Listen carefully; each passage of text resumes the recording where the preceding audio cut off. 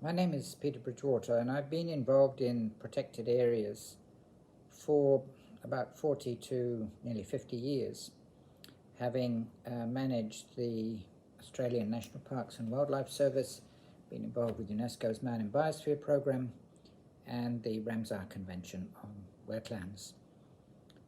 I have some concerns about the 30 by 30 idea. It has become now a very political issue, being promoted widely by governments, accepted by the G7, and promoted by the G7. And it sounds really good, except you really need to look at what is behind this 30 by 30 idea.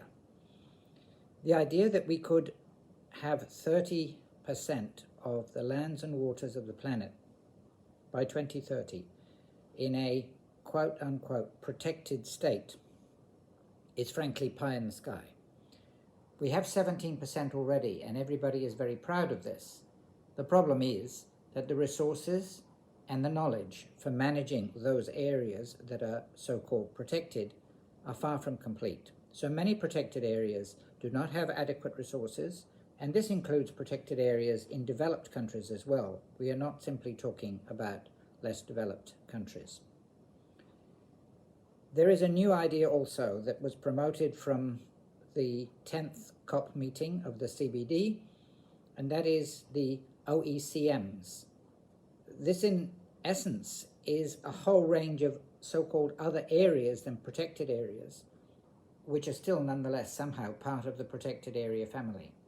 Again, there is little sense in this, and it serves only to divert attention from what seems to be a particular grab of the areas and the ideas.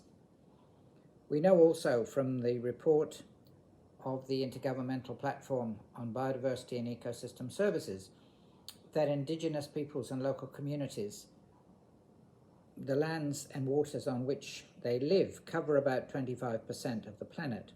We also know that that 25% has the best quality biodiversity and the best managed biodiversity of any areas. And that includes many well-known so-called protected areas.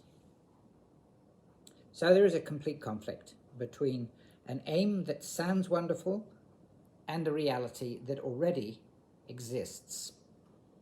What we need, in fact, is landscape stewardship and seascape stewardship over all our lands and waters, whether they have a designation or whether they don't. Because unless you actually set protected areas in a well-managed landscape or seascape, they're not effectively protected at all.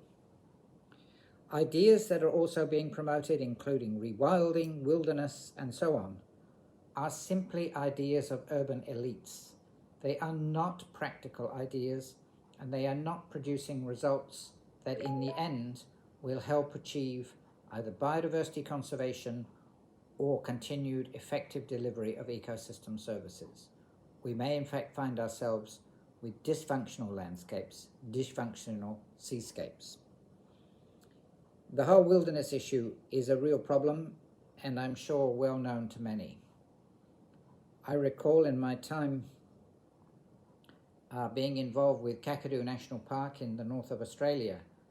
One of the local Aboriginal representatives on the Kakadu Park Board of Management said to me when the board was considering whether additional areas within the park should be designated as wilderness, "I don't know what you mean by wilderness.